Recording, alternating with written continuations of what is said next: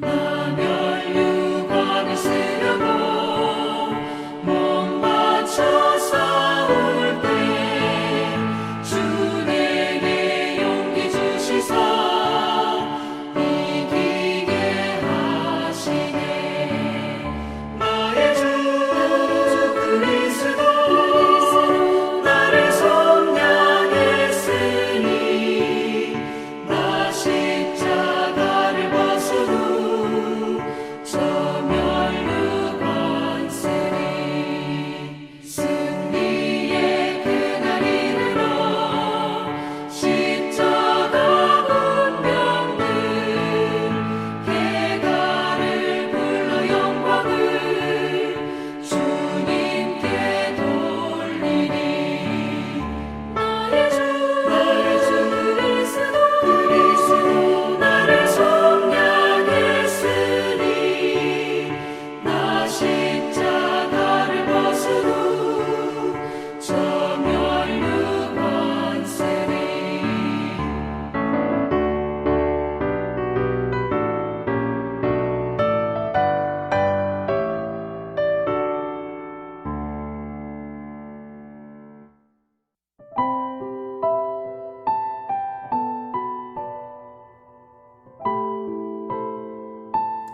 사랑하는 여러분, 지난 밤도 단잠을 주무셨습니까? 화요일 새 아침이 밝아옵니다. 오늘도 새벽 예배로 주님과 함께 새 하루를 여시는 여러분 모두 위에 우리 주님이 주시는 기쁨 그리고 평안이 함께 하시기를 바랍니다. 오늘 아침 함께 나눌 은혜의 말씀은 역대상 7장 말씀입니다. 1절에서 12절까지 함께 봉독하겠습니다. 이사갈의 아들들은 돌라와 부하와 야숫과 시므온 네 사람이며 돌라의 아들들은 우시와 르바야와 여리엘과 야메와 입상과 스무엘이니 다 그의 아버지 돌라의 집 우두머리라. 대대로 용사이더니 다윗 때에 이르러서는 그 수요가 26,000명이었더라.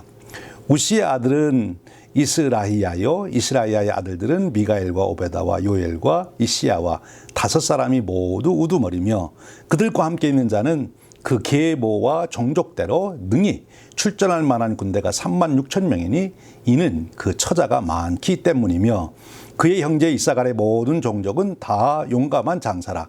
그 전체를 계수하면 87,000명이었더라.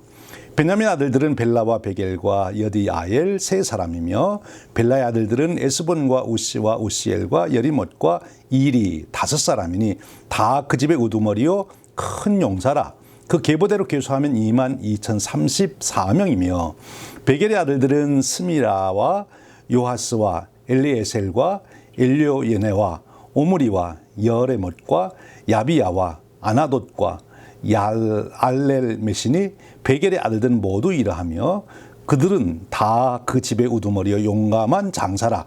그 자손을 계보에 의해 계수하면 22,000명이며 여디아엘의 아들들은 비란이요 비란의 아들들은 여호수와 베냐민과 예훗과 그나아나와 세단과 다시스와 아히사리니 이 여디아엘의 아들들은 모두 그 집의 우두머리요 큰 용사라. 그들의 자손 중에 능히 출전한 만한 자가 17,200명이며 일의 아들은 숫빈과 비며 아헬의 아들은 후심이더라. 이 말씀은 살아계신 하나님께서 그의 사랑하는 자녀들에게 주시는 은혜의 말씀입니다. 아멘.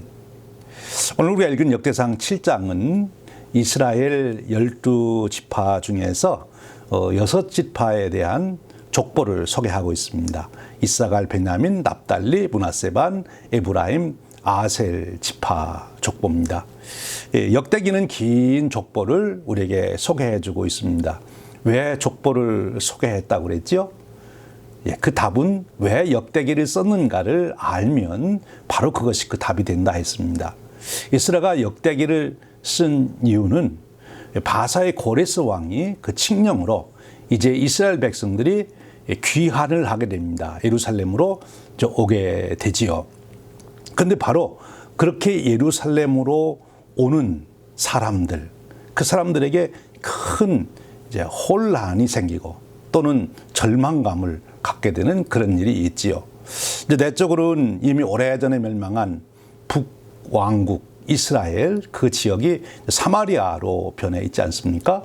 이미 사마리아에 살고 있는 사람들과 새로 오는 사람들 간에 그 갈등이 이제 심화되고 또 돌아온 사람들도 큰 갈등을 갖게 되는데 과연 하나님께서 우리 선조들과 언약한 그 언약이 오늘 또 우리에게 유효하냐? 또 한편으로 우리가 여전히 여호와 신앙을 가지고 살아야 되느냐? 성전을 정말 건축해야 되느냐?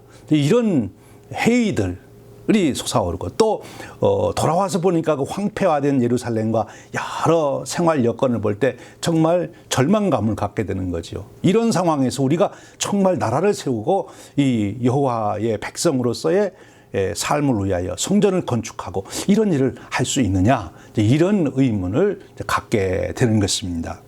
바로 그런 그들에게 다윗과 맺은 하나님의 언약은 여전히 우리에게 유효하고 우리 선조들과 언약하신 하나님은 오늘 우리하고도 여전히 그 언약을 지키고 있다. 그리고 이 예루살렘 도성과 이 가나안 땅 여기가 하나님께서 우리에게 주신 땅이고 우리 민족을 통해서 우리를 통해서 하나님은 그 놀라운 구원의 역사를 이루어 가시는 뜻을 가지고 계시다. 그리고 하나님이 우리와 함께 하시면 우리는 넉넉히 여기에 성전도 건축하고 또 새로운 나라를 우리가 세울 수 있다. 이런 확신을 주는 거죠. 바로 그들에게 언약의 백성으로서의 정체성, 그리고 그들이 해야 할 사명감을 일깨워줘. 그리고 그들에게 비전을 주기 위해서 예스라는 족보를 사용했다고 하는 것입니다. 그래서 1장부터 9장까지 이스라엘의 12지파의 족보 얘기가 계속 쓰여지고 있지요. 특별히 4장에서 6장까지는 이스라엘의 12지파 중에 유다지파, 시므온지파, 루벤지파, 갓지파, 므낫세 반지파, 레위지파가 소개가 됐고요. 그리고 7장에 와서 그 나머지 이사갈, 베냐민, 납달리, 므낫세 반, 에브라임, 아셀 지파가 소개가 되고 있습니다. 여기서 우리가 참고로 하나 정리하면 좋겠어요. 이 지파라고 하는 것은 야곱의 아들들을 수장으로 해서 이제 지파가 이루어지지 않습니까? 그러니까 야곱의 아들이 12명이니까 12지파가 이제 돼야 되잖아요. 근데 사실은 13지파가 되죠. 왜 그렇습니까? 11번째 아들인 요셉은 지파를 이루지를 않아요.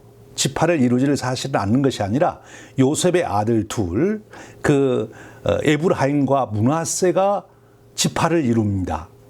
그러니까 야곱의 아들은 12명이지만 이제 이스라엘의 지파는 13지파가 된 것이죠. 그런데 그들이 가나안 땅에 들어와서 땅을 분배할 때는 12지파로만 분배가 됩니다. 왜냐하면 레위 지파는 땅을 지역적으로 분배를 받지 않기 때문에, 그들이 살 도성은 주어지지만 이 지역을 분배받지 않기 때문에 12지파만 땅을 분배를 받습니다. 그런데 오늘 우리가 읽은 이 7장에 보면 이제 이 4장에서 6장까지 그리고 7장까지 12지파가 다 나와야 되는데 여기에 2지파가 빠지는 것을 보게 됩니다. 바로 단지파하고 스불론 지파가 역대기 족보에는 없어집니다. 참 놀라운 일이지요. 당연히 단지파하고 스불론 지파가 들어가야 되는데 2지파가 없어졌어요. 왜 그렇게 됐느냐? 그것은 북쪽 왕국 이스라엘이 아수르에서 그 옛날 멸망할 때 바로 이 단지파하고 스불론 지파가 그런 와중에 없어지게 됩니다. 참 무서운 거지요. 자기 민족의 공동체 속에서 제명이 되는 것입니다. 더 깊이 파고 들어가 보면 왜 그런 일이 일어났느냐? 바로 단지파와 이 스불론 지파가 하나님의 언약을 버렸기 때문에 그런 거예요. 언약의 백성으로서 그들이 있어야 되는데 그 언약을 버린 거예요. 뭐 정치적인 문제 여러 가지 문제 다 좋습니다만, 그러나 아무리 그런 일이 있더라도 하나님께서 그들 조상을 통하여 주셨던 이 하나님의 백성으로서의 그 언약을 그들이 간직하고 있어야 되는데, 이제 언약을 버림으로 단지파와 스불론 지파는 역대기에 보면 이스라엘의 족보에서 제명이 없어요. 여기서 우리는 참 중요한 교훈을 받게 됩니다. 우리가 인생을 살아오면서 우리가 속해 있는 공동체가 있죠. 제일 근본적으로는 우리 가문이 있고요. 또 내가 학교를 다녔으면 학교가 있고, 또 어디를 다녔으면 그 공동체가 있는데, 또 우리가 교회가 있고, 거기에 다 우리 이름이 있습니다. 우리 가문에도 자기 족보에 바로 이름이 들어가 있고, 학교에도 졸업생 명단에 들어가 있고, 또 우리 교회에도 교족부에 다 들어가 있고. 그런데 간혹 그런 일이 일어나지요. 저 사람은 제명합시다. 가문에서도 이름을 빼라. 이런 일이 생기고요. 또 학교에서도 우리 학교 동창생 명단에서 빼시오. 뭐 이런 일도 생기고요. 또 심지어 교회에서도 이제 제명이 일어나지 않습니까? 이 제명이 된다는 것은 참 안 좋은 일이죠. 참 안 좋은 일이죠. 내가 속해 있던 공동체에서 내 이름이 제명된다. 이건 참 안 좋은 거예요. 여러분, 우리가 일생을 살아가며 속해 있었던 그 공동체에 내 이름이 남아 있어야지 내 이름이 제명되는 일이 없기를 주님의 이름으로 축원드립니다. 특별히 교회에 바로 내 이름이 있어야 되는 거죠. 영적으로 말하면 하늘나라의 생명책에 우리의 이름이 있어야 됩니다. 거기서 이름이 없어지면 정말 이것은 큰일이죠. 근데 어떻게 그러면 이름이 없어지지 않느냐? 그것은 언약의 백성입니다. 그러니까 다른 건 다 잊어버려도 그 언약은 붙들고 있어야 되는 거예요. 우리가 이 세상적으로 말하면 내가 다른 건 다 잊어버려도 나는 어느 가문에 내가 누구다 하는 것은 잊어버리지 말아야 되는 것처럼, 나는 하나님의 백성, 하나님의 자녀로서 나는 하나님의 백성이다. 내가 어떤 형편과 처지에 든데 관계없이 나는 하나님의 백성이라고 하는 이것을 우리가 잃지 말아야 된다는 거예요. 그래야 우리가 이름이 제명되지 않는, 이름이 여전히 있는 그런 은혜를 누리게 되는 거죠. 이런 축복이 우리 함께하길 원합니다. 그리고 이 기호를 꼭 새기시길 바랍니다. 이제 1절에서 5절에 보면 이사갈 지파의 족보 이야기가 소개됩니다. 이사갈은 야곱의 9번째 아들이지요. 레아가 낳아준 아들입니다. 그런데 야곱이 아들들을 축복할 때 이사갈에게는 뭐라고 축복을 하는 거면, 너는 건장한 낙이다 했어요. 양이 우리 사이에 꿇어 앉은 건장한 낙이다. 이 건장한 낙이라고 하는 것, 이 낙이가 가지고 있는 그 속성이 뭔가면 근면성입니다. 이제 야곱이 이사갈 지파에게 이 축복을 준 거죠. 근면성. 이 근면성을 가지고 이제 이사갈의 그 후예들은 바로 이스라엘 민족 공동체 안에서 귀하게 쓰임을 받은 거예요. 그래서 이 건장한 나귀처럼 근면했고, 그리고 순종적이었고, 나귀는 다른 동물에 비해서 유순했습니다. 이렇게 쓰임받게 되는 거죠. 그리고 용맹스러웠다. 오늘 우리가 읽은 말씀에도 계속 용사가 있다. 용사가 있다. 뭐 군대로 나갈 수 있다. 이렇게 이제 설명하잖아요. 그래서 이 이사갈 민족은 이스라엘의 국력 신장에 큰 도움을 주었던 이제 그런 지파입니다. 특별히 이사갈 지파에서 사사도 나오죠. 그 사사기 10장 1절 2절에 보면 부하의 아들 돌라가 사사가 되는데, 이 돌라가 아히멜렉 사사의 뒤를 이어서 이스라엘을 견고하게 세우는 23년 동안이나 사사로 지내는 용장이 됩니다. 그 후에도 이 이사갈 지파의 후손들은 이스라엘의 공동체를 세우는데 여러모로 이제 기여를 하게 된 거죠. 재질이 있었습니다. 용사들을 배출합니다. 이것은 바로 이제 이사갈 지파 사람들이 일상의 삶에서 얼마나 서로 협력하고 협조적이었는가, 또 근면했고 순종적이었고 유순했는가 하는 것을 반영하는 그런 말씀이 됩니다. 에스라가 이런 족보 이야기를 쓰면서 거기에 그렇게 코멘트를 한 것은 이제 이 이사갈 지파의 후손들에게 너희들도 너희 조상들처럼 바로 너희 조상이 가졌던 그 비전과 사명감을 갖고 그런 삶의 태도를 가지고 이제 새로 세울 나라에 너희들이 귀하게 쓰임받기를 원한다. 바로 그 정체성, 그 사명감, 그 자부심을 세워주고 있는 것입니다. 참 귀한 일이죠. 이 이사갈 지파의 이야기를 읽으면서 존 F 케네디 대통령의 이야기가 생각납니다.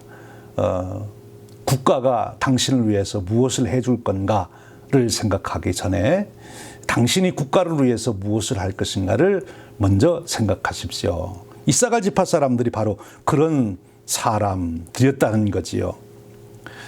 우리가 이 교회적으로도 요즘에 이제 여러 어려운 일들이 사회적으로나 교회에 있게 되는데 이때에도 여러분들이 이런 때 교회가 우리한테 무엇을 해주나 하는 것보다도 내가 공동체를 위해서 이런 때 무엇을 할 수 있을까?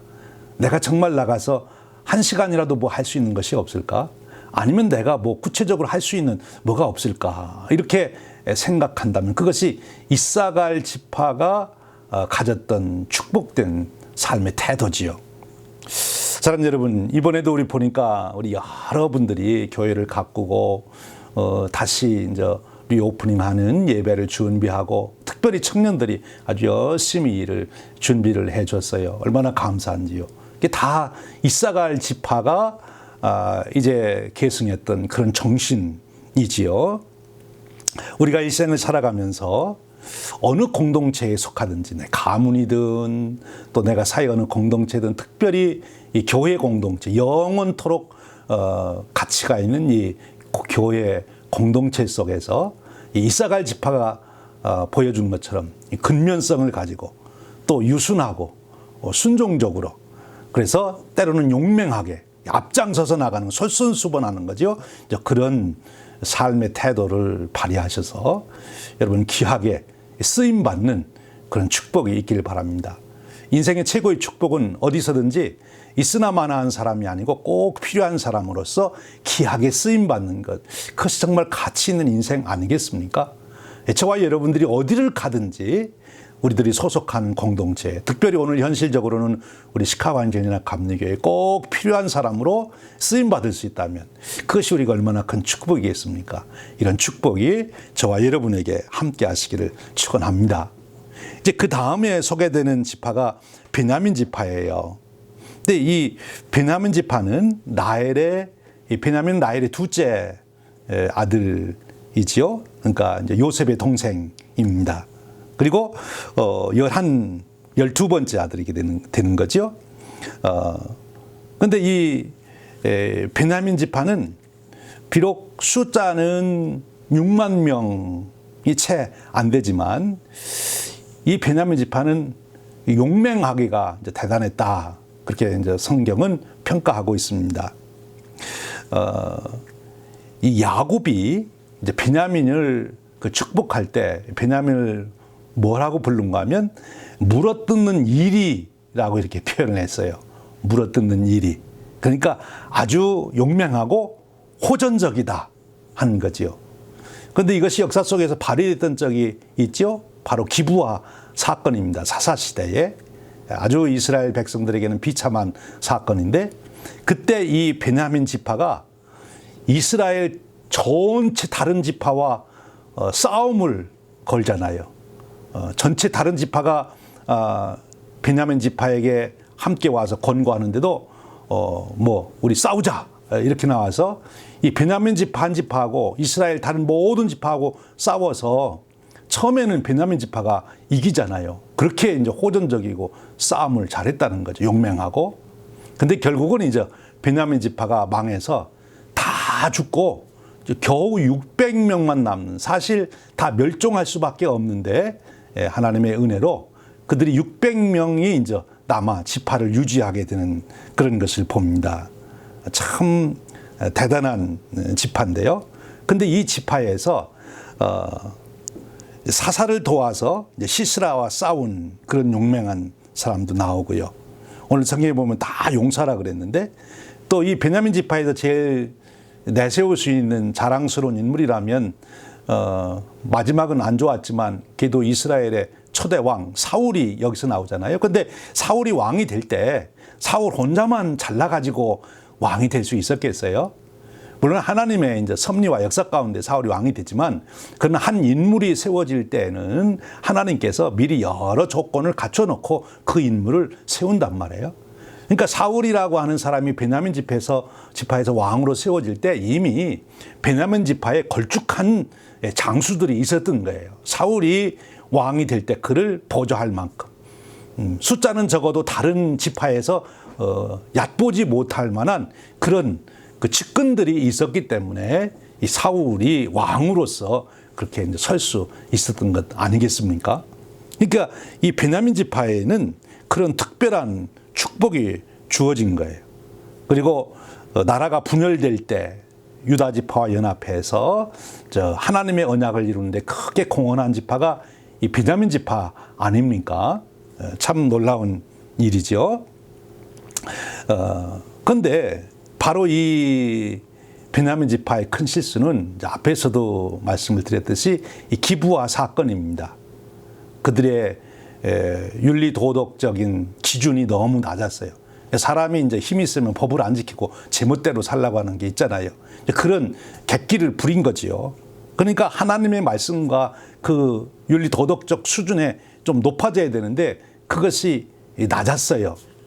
그런 문제가 있고, 그리고 호전적이어서 다른 모든 지파하고 막 싸우겠다고 대드는 그런 모습을 보인 거죠. 그래서 이스라엘 역사에 아주 큰 어려움을 가져왔었습니다. 우리가 이 베냐민 지파를 통해서 배운 것은 베냐민 지파는 참 잘 자기의 주신 은사, 기질을 사용하면 정말 왕도 될 수 있는, 이스라엘의 곳곳에서 리더가 될 수 있는 그런 축복을 얻었는데, 그런데 그런 힘이 있기 때문에 잘못 사용하면 자기 혼자만 망하는 것이 아니라 다른 사람까지도 다 망하게 하는 그런 결과를 가져올 수 있는 지파라고 하는 그런 또 문제점이 있는 거예요. 그러니까 우리에게 얼마나 큰 은사, 능력 있는 은사가 주어지느냐, 그것도 문제지만 더 중요한 것은 내게 주어진 그런 은사, 그런 기질, 그런 축복을 내가 어떻게 사용하느냐가 더 중요하다는 거예요. 만일 베냐민 사람들이 우리가에게 준 이런 놀라운 싸움에 나가 전쟁을 잘할 수 있는 능력이라든지 이런 리더십을 우리에게 주신 것을 이스라엘 민족 전체를 위해서, 더 본질적으로는 하나님의 언약을 이루는데 어떻게 쓰임받을까, 이런 자세로 그들이 살았다면 그들은 정말 놀라운 일들을 많이 이뤘을 거예요. 그런데 이제 자기들의 힘, 자기들의 그 재능만 믿고 나가서 나대다가 결국은 자신들이 다 멸망당할 수밖에 없는 위기로 빠지고 민족적으로 얼마나 비통한 일이 생긴 것입니까?